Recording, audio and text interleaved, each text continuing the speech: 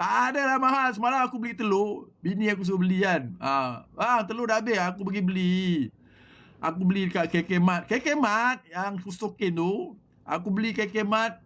Satu papan tu 20 kan. Satu papan tu RM10.90. Bersepah telur. Telur bersepah. Waktu bulan puasa ni, telur bersepah kat KK Mart. Bersepah-sepah. Sepak telur. Betul. Aku pergi beli, dia tulis tu RM10.90.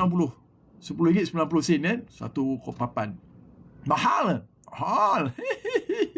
Walaol. Zaman walaol langsung tak ada telur kan. Bila dia cek tik berapa bayar RM9.80. Apa pasal RM9.80? Tulis RM10.90. Aku cakap lah, bukan grade D, grade A. Aku cakap dia,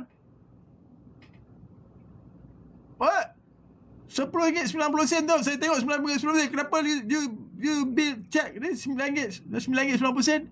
Dia cakap bagi 10% bos. Itu KK Mart bagi 10%. Maknanya RM10.90 jadi RM9.90. Kau pergilah KK Mart. Bersepah telur.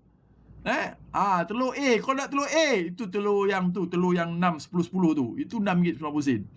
Tu A. Kau tak nak makan. Belagak lebih nak telur A. Ada telur AA. Telur apa tu? Telur yang tu. Telur tu RM6.90. 10 biji RM6.90 ada.